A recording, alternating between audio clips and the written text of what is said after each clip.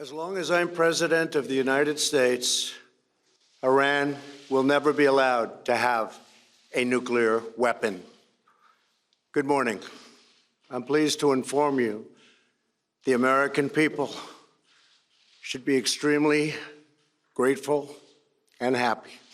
No Americans were harmed in last night's attack by the Iranian regime. We suffered no casualties. All of our soldiers are safe, and only minimal damage was sustained at our military bases. Our great American forces are prepared for anything. Iran appears to be standing down, which is a good thing for all parties concerned and a very good thing for the world. No American or Iraqi lives were lost because of the precautions taken, the dispersal of forces, and an early warning system that worked very well.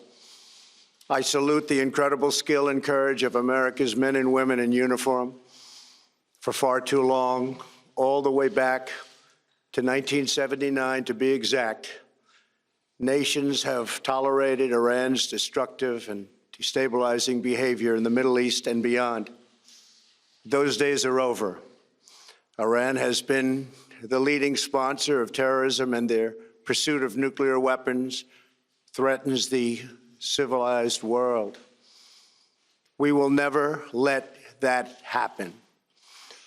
Last week, we took decisive action to stop a ruthless terrorist from threatening American lives.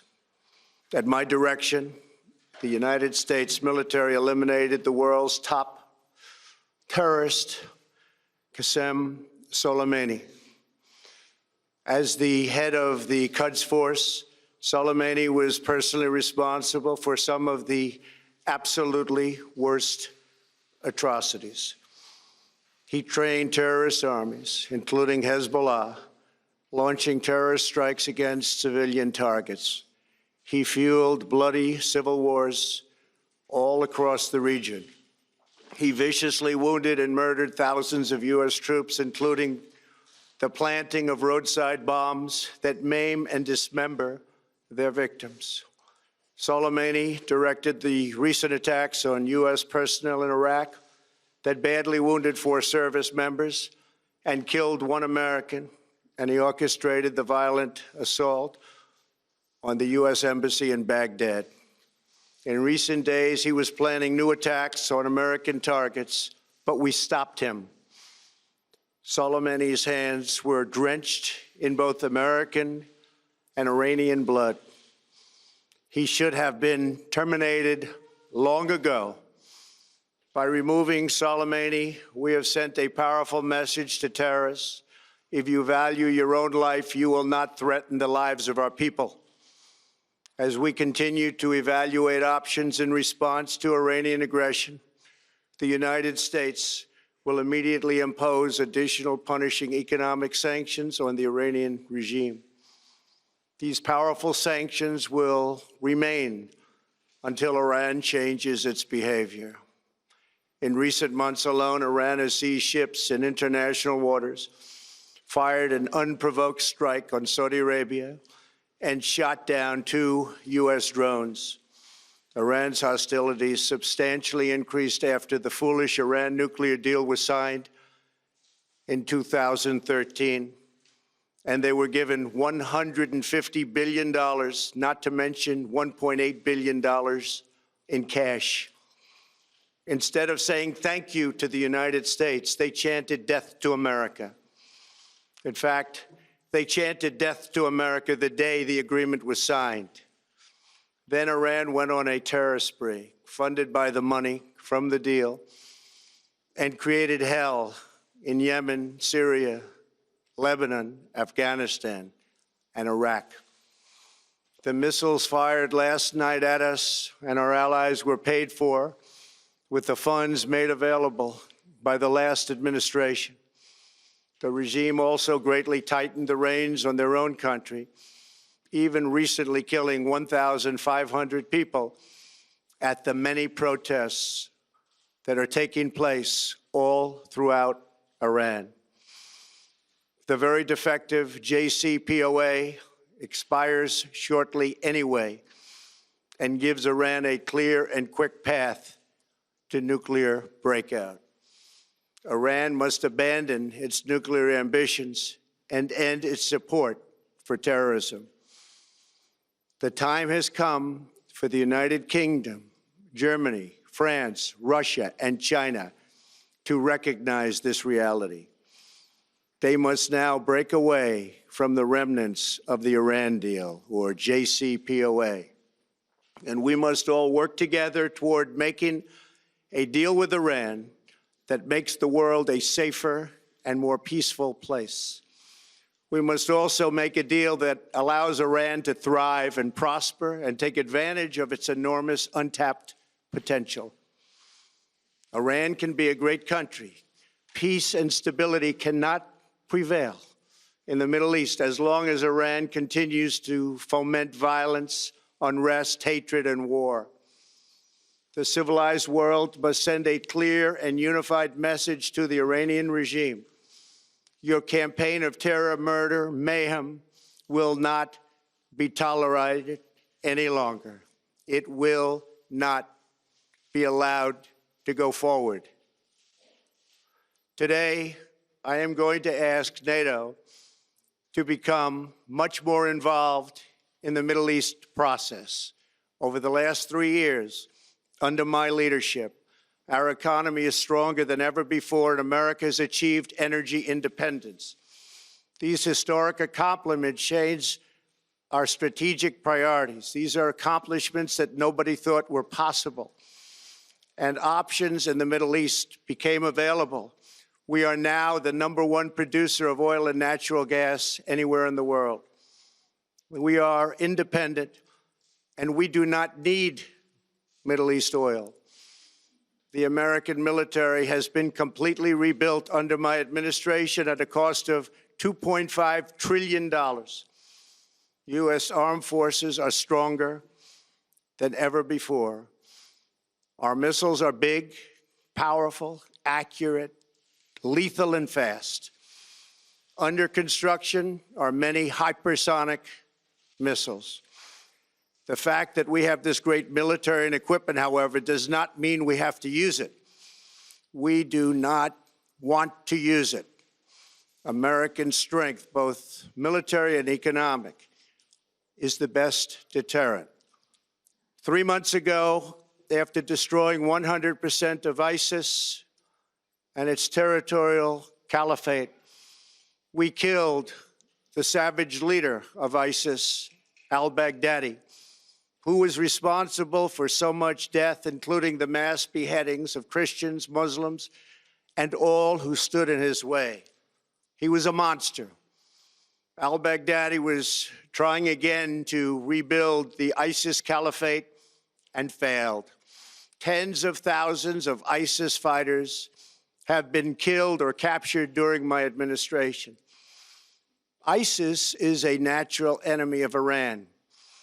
The destruction of ISIS is good for Iran, and we should work together on this and other shared priorities.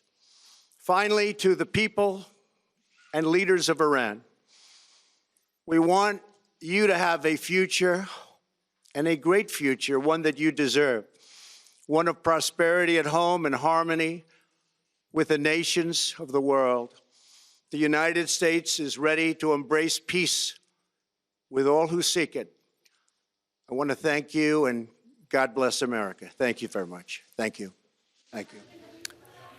President Trump addressing the nation after those Iranian missile attacks on an airbase in Iraq at which American forces were stationed.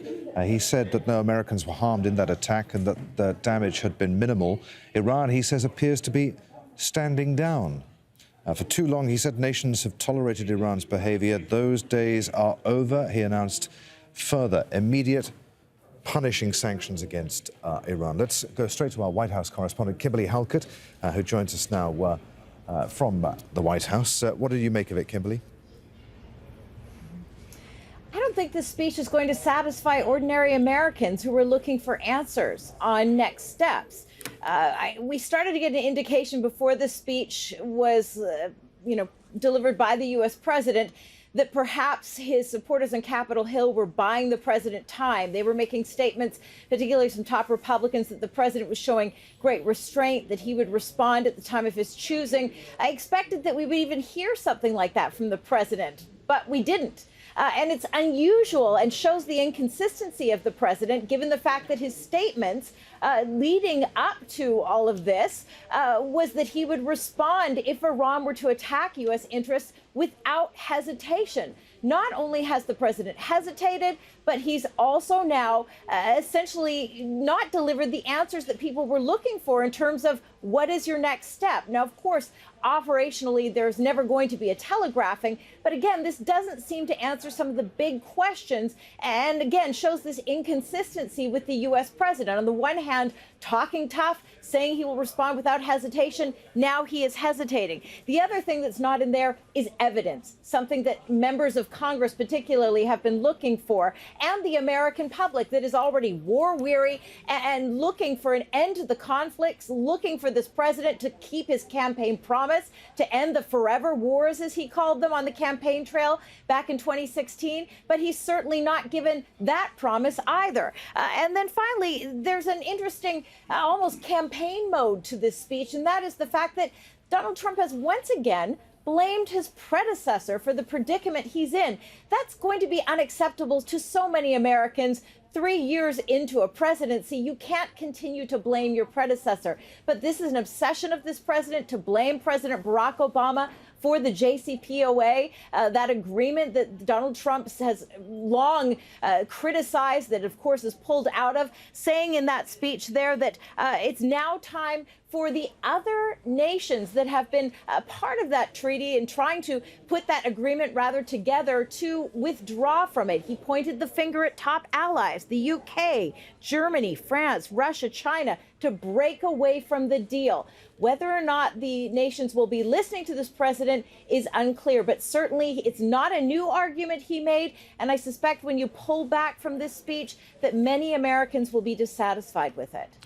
Al Jazeera's White House correspondent Kimberly Halkett reporting live there from Washington. Well, harumphing and tutting his way through that speech next to me here in the studio, which is almost as entertaining as listening to the president's mispronunciations and watching his facial gestures, is our senior political analyst, Marwan Bishara.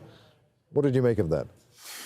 Well, it's certainly a big whimper, as it were, but still quintessentially Trump. So all the problems that we're facing now is all Obama's fault, because Obama did this and that and the other thing, blaming all on Obama, while he, the president, has fixed everything, fixed the economy, fixed the security, the military, and so on. So that bit is quintessential Trump. I think the bit of the menacing tone was not so menacing after all, because it was very general about that we have missiles and we are more than ready and so on and so forth, but nothing concrete, nothing detailed at all. In fact, he said something like the U.S. doesn't want to use its military might. Its economic strength is its best deterrent. Absolutely. But that's what exactly failed over the last 3 years. It's the maximum pressure strategy through sanctions against Iran that basically did not contain the bellicose leadership of Iran, did not cripple it. And in fact, Iran has been more active, not less active, over the last 2 years since the pressure. That's not to say that it didn't hurt. The sanctions have hurt Iran. And Iran's 2020 GNP will be 10-15% less than it is this year. So it is hurting. But it is not diminishing Iran's capacity to operate in the area, whether it's in Iraq, Syria, Yemen, and so on and so forth. What is interesting towards the very, very end, I expected something bigger. It didn't come through.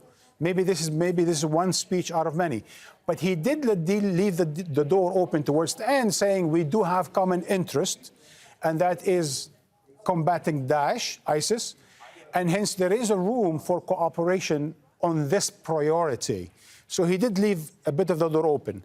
On the other hand, in as far as strategy is concerned, it's interesting that despite his bombast about American power, he is saying he's asking NATO to come in. Right. That's a big deal because NATO, the NATO members, in as far as whether it is Turkey, France, Germany, or others, are more than excited about the Iran nuclear deal. They did not want to walk out of the Iran nuclear deal. And they have been saying that all this mess, basically, is because President Trump walked out of the deal. And yet here he is in that speech calling on Britain, Germany, France, Russia and China to abandon that nuclear deal completely. It's dead, he says. And that's why this is a quintessential Trump speech. Basically flipping things around. That's not to say that he won't be asking.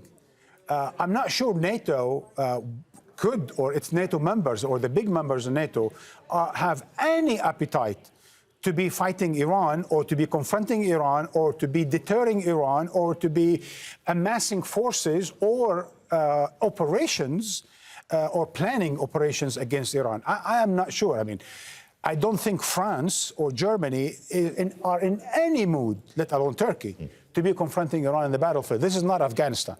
And the United States is the one that provoked, as it were, by the declaration of war, killing an Iranian general. Okay. No, Marwan Bashara, many thanks. Sorry, I'm saying no. I'm talking to my director, who's speaking to me in my ear here. Marwan Bashara, our senior political analyst. Many thanks indeed. Let's go live now to Tehran and our correspondent Dorsa Jabari, who was also listening in to that speech. It was very late at night there in Tehran. What did you make of it, Dorsa? Well, as Marwan mentioned, we were expecting a lot more. It was a whole lot to do about nothing, really. We heard the U.S. president say that they gave Iranians $150 billion after the signing of the JCPOA in 2015. Well, the United States didn't give anything to the Iranians. This was money that the U.S. had held since they imposed sanctions on Iran since the revolution of 1979. So it was technically Iranian funds that were held in the United States until the JCPOA was signed. It was part of the agreement under the deal for Iran to get their own money back, to be released into Iranian government's hands. So that was the first point I wanted to mention. The second was that he said that instead of saying thank you, they chanted death to America after receiving the $150 billion. He spent quite a bit of time talking about the nuclear deal. Clearly, he wants the other signatories that are still left in the deal to withdraw from it. But we've heard from the French President Macron, who spoke to Hassan Rouhani yesterday for over an hour on the phone, that they are still committed to this deal. This is a very important deal, even though the United States abandoned it almost 2 years ago now. The Iranians have said this deal is much more than just about Iran's nuclear program. It's about stability and security in this region. That was one of the main attractions of this deal to all parties involved. Aside from the nuclear deal, he mentioned that Iran seems to be backing down. I don't know if the U.S. president had heard any of the comments that came out of Iran. All throughout the day, we heard from the supreme leader, who said that this was the missile launched at the U.S. base in Iraq was a slap in the face, and that if the United States doesn't listen to this warning, there is so much more ahead. So that was the first thing. And then we heard from the Iranian president, Hassan Rouhani, as well as the foreign minister and then the defense minister, all of whom have said that the assassination of Qassem Soleimani is a declaration of war. And unless the United States listens to Iran's demands that they withdraw their troops from the Middle East, there is so much more to come in the days, weeks, and months ahead. So for the U.S. president to say that Iran appears to be backing down or standing down is something that is very, very going to be very confusing here, because that is clearly not the picture we have in the capital all day today. Dorsa, many thanks indeed. Let's go live now to Baghdad. Al Jazeera's Simona Fortin is there. What did you make of that, Simona? Well, there's certainly going to be a lot of relief here in Iraq. Many people here are worried that these tit-for-tat attacks between the U.S. and Iran on Iraqi soil could further escalate. So, of course, this speech by President Donald Trump basically saying that Iran appears to be standing down and basically asking for negotiations to go forward to try to de-escalate this crisis and to find some common ground will certainly be welcome among Iraqis here, but also it remains to be seen whether the relationships can be repaired so quickly, because the thing that has happened here over the past few days has been in many ways unprecedented. We have a prime minister that has taken a very strong position against the United States.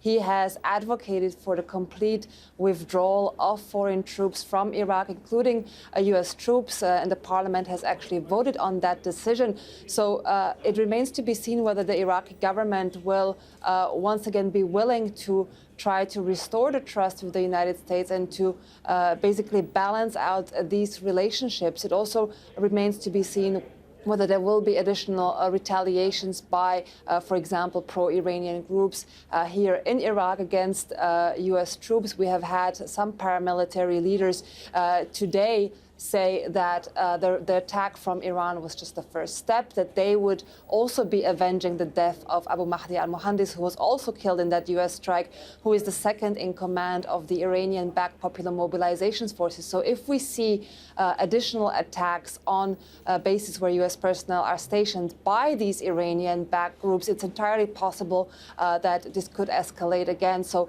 for now, there is some relief here in Iraq, but this crisis is by no means over. Simona, many thanks. Al Jazeera's Simona Faultin there, live in Baghdad. Now, in terms of tangible action, here's what President Trump actually announced. As we continue to evaluate options in response to Iranian aggression, the United States will immediately impose additional punishing economic sanctions on the Iranian regime. These powerful sanctions will remain until Iran changes its behavior. Live now to the Pentagon. Al Jazeera's Paddy Culhane is there. So further punishing sanctions, economic sanctions against Iran, Paddy, nothing to do with more military engagement. In fact, the president said he wants to get NATO more involved in the region. I took that as the most interesting line, Adrian, because the president, it seemed as if there was something that was supposed to come after that in his speech, but then he went on, continued to move on. But yes, he said it is time for NATO to get more involved. Keep in mind, this is an alliance that he has spent the last 3 years complaining about, belittling, saying that they don't do enough. And now he likes to take credit for increased military spending. He often confuses the money that these countries give to their own defenses, which is how NATO works, with money he believes that they're paying to NATO. But he said he wants to see NATO get more involved. And then he went on this very long riff about how the U.S. doesn't need Middle Eastern oil anymore, that it's self-sufficient. He really seems to be signaling what he's always said on the campaign trail, is that he wants to pull U.S. troops out of foreign posts and bring them back home. He said we should spend that money rebuilding infrastructure here in the United States. Now, he didn't go that far, but he put out there, as far as from a military perspective, is that NATO needs to step up, the U.S. needs to step back. So how does that all shake out? Well, you can bet that they're going to be asking that question not just here at the Pentagon, but in capitals all over the world. Paddy, for the moment, many thanks indeed. Paddy Culhane there, live at the Pentagon in Washington.